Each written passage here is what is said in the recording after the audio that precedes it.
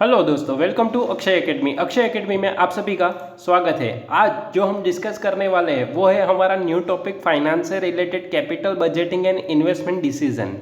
Okay, तो आज इस टॉपिक के इलस्ट्रेशन फर्स्ट एंड सेकंड को हम डिटेल में डिस्कस करने वाले हैं थ्रू मॉड्यूल। जो मॉड्यूल में हमारे इलस्ट्रेशन दिए हैं उसको ही हम डिस्कस करने वाले हैं। ओके, आइए स्टार्ट करते हैं। फाइनेंस का थोड़ा बैकग्राउंड जान लेते हैं और इसमें हमें पढ़ना क्या है और क्वेश्चन किससे रिलेटेड होंगे वो मैं आपको एक्सप्लेन कर देता हूं।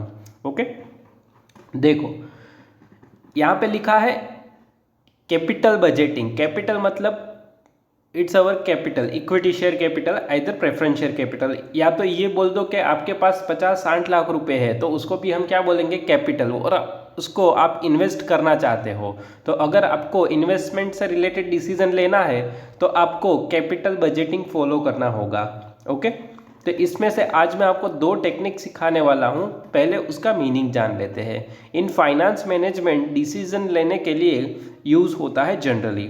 फाइनेंस 3 पार्ट में बटा हुआ है। फाइनेंसिंग मीन्स पैसा कहाँ से लाना, कहाँ से नहीं लेना है, कहाँ से कम इंटरेस्ट रहेगा, कहाँ से ज़्यादा पड़ेगा, कहाँ से मिलेगा, कहाँ से नहीं मिलेगा, कहाँ से लेना चाहिए, ये सब डिसीजन होता है फाइनेंसिंग में। सेकंड पार्ट आता है, अगर हमने पैसा ले लिया है, फाइनेंस कर लिया है, तो उसको अब इन्वेस्ट कहाँ पे करें। शेयर मार्केट में करें, बैंक में एफडी करवा ले, कहाँ पे इन्वेस्ट करें, कोई बिजनेस में इन्वेस्ट करें, किसी कंपनी के शेयर परचेज करें तो उसको इन्वेस्ट कहाँ करना। और थर्ड पार्ट होता है डिविडेंड। ओके, तो आज हम जो पढ़ने वाले हैं वो है फाइनेंस का सेकंड पार्ट, इन्वेस्टिंग। और इन्वेस्टिंग इज अ 2 पार्ट में फर्दर डिवाइड है, शॉर्ट टर्म इन्वेस्टमेंट और लॉन्ग टर्म इन्वेस्टमेंट। तो अभी हम जो पढ़ने वाले हैं वो है long term investment. Long term investment it means capital budgeting. Okay, तो ये क्या होता है इसके बारे में अभी हम डिटेल में जानते हैं आगे। अभी हम क्या सीखने वाले हैं, अगर हमें इन्वेस्टमेंट करना है और वो भी कैसा, लॉन्ग टर्म में, तो वहाँ पे इन्वेस्ट करना चाहिए या नहीं करना चाहिए। अब इसका डिसीजन मेजॉरिटी लिया जाता है on the basis of profit. अगर फ्यूचर में वो इन्वेस्टमेंट करके हमें अच्छा रिटर्न मिलेगा तो हम इन्वेस्टमेंट करते हैं। अगर इन्वेस्टमेंट करके रिटर्न अच्छा नहीं मिलता है तो हम इन्वेस्टमेंट नहीं करते हैं। तो मेजॉरिटी ध्यान में रखा जाता है प्रॉफिट को। तो कैपिटल बजट में एक आपको एग्जांपल दूँ किस तरह का होगा, जैसे कि हम इलस्ट्रेशन 1 देखने वाले हैं, उसमें है ओल्ड मशीन और न्यू मशीन। कि ओल्ड मशीन को परचेज करना चाहिए या न्यू मशीन को परचेज करना चाहिए। तो दोनों की हम क्या देखेंगे, परचेज प्राइस देखेंगे, दोनों में कितना प्रोडक्शन होता है, दोनों का कितना खर्चा आता है, तो दोनों को यूज़ करके कितना प्रॉफिट मिलेगा उसका एक हम एवरेज रेट ऑफ रिटर्न निकालेंगे। जिसका रिटर्न ज़्यादा देगी, इट मीन्स ओल्ड मशीन या तो रिटर्न ज़्यादा देगी या तो न्यू मशीन रिटर्न ज़्यादा देगी। तो दोनों में से जो मशीन जितना ज़्यादा रिटर्न देगी उसको हम क्या करेंगे, सिलेक्ट करेंगे और उसको अपनी फैक्ट्री में इंस्टॉल करेंगे। ओके, सेकंड मेथड यहाँ पे यूज़ करने वाले हैं नेट प्रेजेंट वैल्यू मेथड, जिसमें मॉडल ए और सुपर मॉडल का एक क्वेश्चन है, जिसमें हम क्या करते हैं, हम अभी मान लो कि एक मॉडल ए नाम का यूज़ कर रहे हैं हमारी फैक्ट्री में। नाउ उसको कंपनी रिप्लेस करना चाहती है सुपर मॉडल से। तो अब सुपर मॉडल को इंस्टॉल करके हम कितना प्रॉफिट मोर जनरेट करेंगे। अगर इसको इंस्टॉल करने से हमारी कैपेसिटी बढ़ती है, प्रॉफिट बढ़ता है, तो इसको इंस्टॉल करना चाहिए इसको बेच के। तो ये भी एक डिसीजन देना होगा हमें कि मॉडल ए को रिप्लेस करके सुपर मॉडल को इंस्टॉल करना चाहिए या नहीं करना चाहिए। अगर प्रॉफिट इसमें भी कम होता है तो इसको हम नहीं इंस्टॉल करेंगे। तो sale of one model and purchase a new model. Okay, तो ये करना चाहिए या नहीं करना चाहिए। तो इसका डिसीजन हमें on the basis of profit, on the basis of net present value. अब ये नेट प्रेजेंट वैल्यू क्या होती है, इसको कैसे निकाला जाता है, तो मैं आपको सिंपली एक छोटा सा एग्जांपल देख के बताता हूँ। जैसे कि मान लो आज मार्केट में एक पेन, कोई एक पेन ले लो, कोई भी साइनोसॉफ्टेक या कोई पेन 5 रुपये में मिल रही है। सेम पेन सेम डेट को आने वाले 6 अक्टूबर को क्या 5 रुपये में मिलने वाली है? नहीं, उसकी प्राइस क्या हो गई है, इंक्रीज हो गई है। उसकी प्राइस 5 से लेके मान लो 7 रुपये हो गई है। तो उस हिसाब से अगर हम देखें तो आज के जो 5 रुपये है वो फ्यूचर के कितने हो जाएंगे। या तो मैं ऐसा कह सकता हूँ कि फ्यूचर के जो 7 रुपये है वो आज के कितने रुपये है, 5 रुपये है। क्योंकि जो फ्यूचर में 7 रुपये में मिलने वाली चीज़ है वो अभी कितने में मिल रही है, हमें 5 रुपये में मिल रही है। तो अगर हम फ्यूचर में 7 रुपये अर्निंग करते हैं तो वो आज के कितने गिने जाएंगे, 5 रुपये ही हम उसको नोट करेंगे। आई थिंक आपको क्लियर हो गया होगा कि फ्यूचर की जो इनकम 7 रुपये है वो आज की कितनी होगी, 5 रुपये। तो उसका रेट होता है कि भाई जैसे जैसे आगे आगे बढ़ता जाएगा वैसे मनी की वैल्यू क्या होती जाएगी, रिड्यूस होती जाएगी। फ्यूचर के 1000 रुपये मिलेंगे लेकिन आज के कितने हो जाएंगे, 900 रुपये। क्यों 900 रुपये, क्योंकि आज जो चीज़ हमें 900 रुपये में मार्केट में मिल रही है वो फ्यूचर में कितने में मिलेगी, 1000 रुपये में। तो वो होती है नेट प्रेजेंट वैल्यू। तो जो फ्यूचर की अर्निंग्स है उसको हम क्या करेंगे, प्रेजेंट में लाएंगे कि फ्यूचर के 1000 रुपये तो आज के कितने, तो उसको निकालना कैसे है वो भी मैं आपको सिखाऊंगा नेट प्रेजेंट वैल्यू को। ओके, तो ये 2 इलस्ट्रेशन हम आज डिटेल में डिस्कस करेंगे, जिसमें फर्स्ट इलस्ट्रेशन में आपको एवरेज रेट ऑफ रिटर्न या तो अकाउंटिंग रेट ऑफ रिटर्न निकालना सीखेंगे हम, और सेकंड में नेट प्रेजेंट वैल्यू। काफ़ी अच्छे क्वेश्चन है, एग्जाम में पूछे जा सकते हैं। नाउ मैंने अभी 2 टेक्निक्स बताई, और भी बहुत सारी टेक्निक्स है, जैसे कि अप्रेजल मेथड ट्रेडिशनल मेथड है जिसमें पे बैक पीरियड है, और अकाउंटिंग या तो एवरेज रेट ऑफ रिटर्न। ये दोनों टेक्निक को यूज़ करके हम क्या निकालेंगे, पे बैक पीरियड। पे बैक पीरियड क्या होता है, जब उसका क्वेश्चन आएगा तब मैं डिटेल में डिस्कस करूंगा। अभी मैं ये डिस्कस करने वाला हूँ एक मेथड इसमें से ट्रेडिशनल में से, और एक है डिस्काउंटेड मेथड, जिसमें फर्स्ट मेथड आज हम देखने वाले हैं net present value method. Okay, total इतनी मेथड्स है, जिसमें ट्रेडिशनल 2 है, पे बैक पीरियड एंड अकाउंटिंग या तो एवरेज रेट ऑफ रिटर्न, और यहाँ पे नेट प्रेजेंट वैल्यू जिसको एनपीवी कहा जाता है, profitability index, internal rate of return, modified internal rate of return, discounted payback period. इन सबको आगे वाले वीडियो में मैं आपको जैसे जैसे क्वेश्चन में आता जाएगा वैसे आपके साथ डिस्कस करता जाऊंगा। ओके, तो अभी हम डिस्कस करने वाले हैं एवरेज रेट ऑफ रिटर्न, जिसकी फॉर्मूला है net profit after tax upon investment into 100। जिससे हमें क्या मिलेगा, जैसे मान लो यहाँ पे 5000 प्रॉफिट हुआ और हमने इन्वेस्टमेंट किया था 50,000 रुपये का, इंटू 100 करेंगे, आंसर आया 10%। तो average rate of return is 10%। तो ये फर्स्ट मेथड है। नेट प्रेजेंट वैल्यू क्या है वो मैं आपको डायरेक्टली थ्रू क्वेश्चन में एक्सप्लेन करूंगा। ओके, चलो फर्स्ट इलस्ट्रेशन देखते हैं हम। एक minute,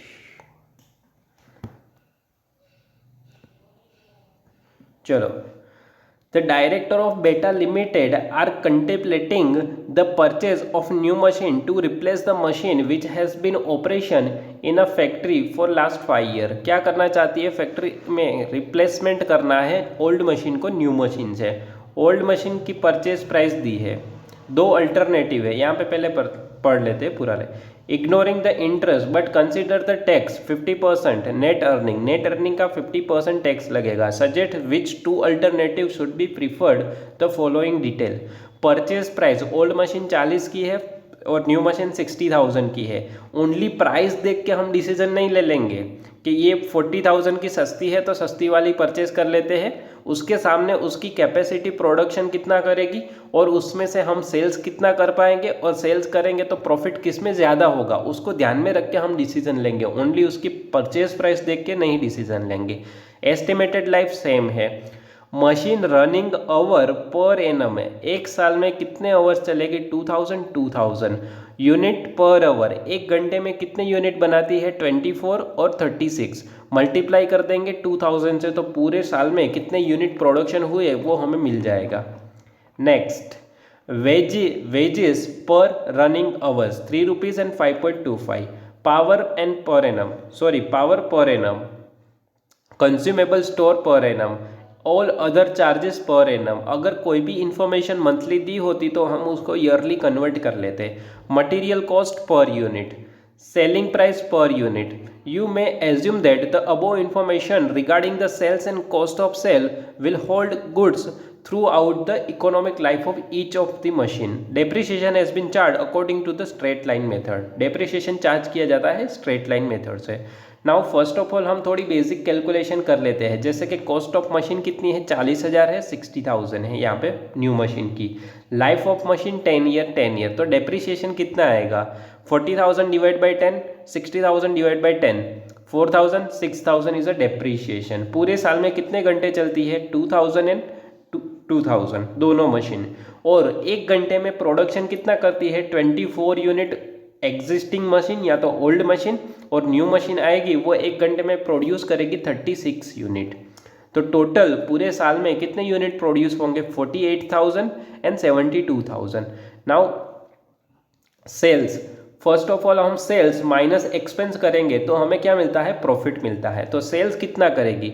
48,000 unit of old machine, means के ओल्ड मशीन में 48,000 यूनिट बनेंगे, न्यू मशीन में बनेंगे 72,000, और सेलिंग प्राइस हमें क्वेश्चन में दी है 1.25, 1.25 इंटू कर देंगे तो 60,000 का सेल एग्जिस्टिंग मशीन या तो ओल्ड मशीन, और 90,000 का न्यू मशीन में सेल मिलेगा। लेस कर देंगे, सबसे पहले डेप्रीशिएशन माइनस करेंगे जो अभी जस्ट हमने ऊपर 4,000 6,000 फाइंड आउट किया है। देन वेजेस, वेजेस के लिए क्या बोला था हमें? वेजेस पर रनिंग आवर 3 रुपीज़ एंड 5.25, तो मल्टीप्लाई कर देंगे। रनिंग आवर्स कितने हैं? 2,000 से, तो आंसर मिलेगा 6,000 and 10,500। Power consumption, consumable stores and other charges directly हमें दिया है, पर एनम ही दिया है 2,000, 4,500, 6,000, 7,500, 8,000 एंड 9,000, तो वो डायरेक्टली हम लिख देंगे, ये एक्सपेंसेस है। और मटेरियल के लिए क्या बोला? Per unit 0.50, material per unit 0.50, 0.50, तो जो यूनिट हमें दिए हैं 48,000 एंड 72,000 मल्टीप्लाई कर देंगे 0.50 से, तो आंसर मिलेगा 24,000 and 36,000। Now this is our expenses, इसका टोटल कर देंगे तो 50,000 आएगा एग्जिस्टिंग मशीन का, एंड न्यू मशीन का आएगा 73,500। नाउ 60,000 में से 50,000 को माइनस कर दो, टोटल कॉस्ट कितनी थी? 50,000। प्रॉफिट बिफोर टैक्स कितना मिलेगा? 10,000। सेम वे 90,000 में से 73,500 रिड्यूस कर दो तो मिलेगा 16,500। लेस कर देंगे 50% टैक्स, तो प्रॉफिट आफ्टर टैक्स मिलेगा 5,000 एंड 8,250। तो अगर हम न्यू मशीन इंस्टॉल करते हैं तो 8,250 रुपये का प्रॉफिट मिलेगा। नाउ यहाँ पे average rate of return find out करते हैं। Profit after tax upon original investment into 100। हमें अगर ओल्ड मशीन को यूज सिलेक्ट करते हैं तो हमें 5,000 का प्रॉफिट होगा, जिसमें इन्वेस्टमेंट है कितना? 40,000। और अगर हम न्यू मशीन इंस्टॉल करते हैं तो 8,250 रुपीज़ का प्रॉफिट होगा, और उसका इन्वेस्टमेंट कितना करना पड़ेगा? 60,000 का इंटू 100। तो ज़्यादा रिटर्न किस में मिल रहा है? 13.75%। तो कमेंट में हम क्या लिखेंगे? From the above computation it is clearly that the new machine can be replaced in place of old machine because it is a high IRR, AIR। Accounting rate of return किस में ज़्यादा है? New machine में है, तो हम select करेंगे new machine को। ओके, तो ये था फर्स्ट क्वेश्चन जिसको मैंने डिटेल में आपको एक साथ एक्सप्लेन किया। अब करते हैं सेकंड इलस्ट्रेशन। सेकंड इलस्ट्रेशन देख के ही आपको डर लग जाएगा इसकी कैलकुलेशन कैसे करें, कौन सी इन्फॉर्मेशन को कहाँ यूज़ करें, आपको समझ में ही नहीं आएगा। लेकिन मैं आपको डिटेल में इतने अच्छे से एक्सप्लेन करने वाला हूँ, आपको दोनों अल्टरनेटिव सॉल्यूशन भी समझ आने वाले हैं, और उसका जो इंक्रीमेंटल निकाला है 20,000 वो भी डिटेल में समझ आएगा। हमें करना क्या है? सॉल्यूशन 1 बाय 1 पैराग्राफ पढ़ के उसकी जो इफेक्ट दी है उसको समझना है। जैसे कि मैं पहला पैराग्राफ पढ़ता हूँ और उसकी इफेक्ट क्या होगी, उसका प्रॉफिट कैसे आएगा, उसको मैं आपके साथ डिस्कस करता हूँ। फर्स्ट पैरा को कंप्लीट कर लेते हैं पहले। A company has just installed a machine model A for manufacture of new product at capital cost 1 lakh rupees and the annual operating cost are estimated to 50,000 exclusively depreciation। Capital cost कितनी है? 1 lakh, and operating cost आएगी 50,000।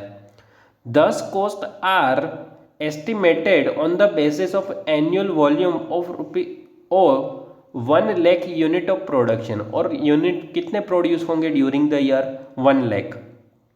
The fixed cost at this volume 1 lakh unit of output will amounted to 4 lakh per annum. Fixed cost कितनी दी है? 4 लाख रुपए। The selling price is 5 per unit of output. The machine has a 5 year life with no residual value, कोई residual value नहीं है।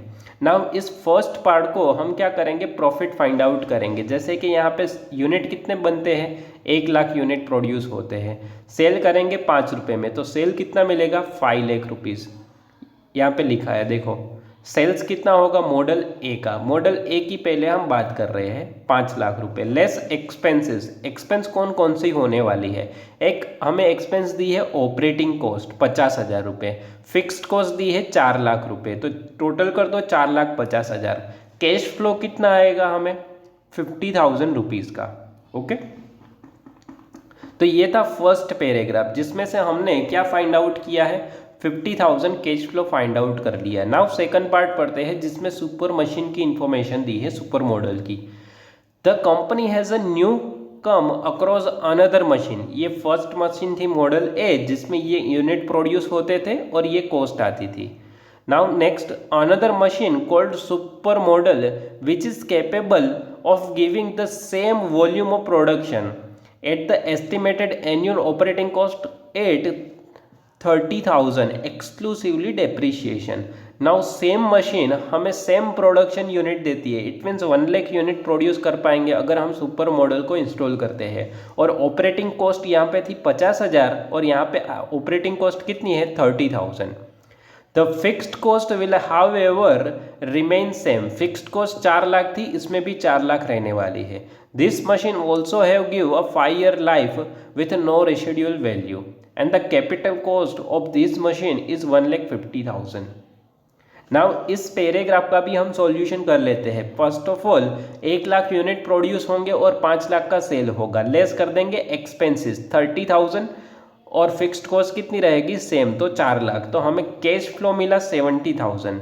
तो increment कितना होगा, अगर हम मॉडल ए को रिप्लेस करके सुपर मॉडल को इंस्टॉल करते हैं तो 50,000 में से डायरेक्टली हमारा इंक्रीमेंट हो जाएगा 70,000, इट मीन्स 20,000 का इंक्रीमेंट मिलेगा हमें।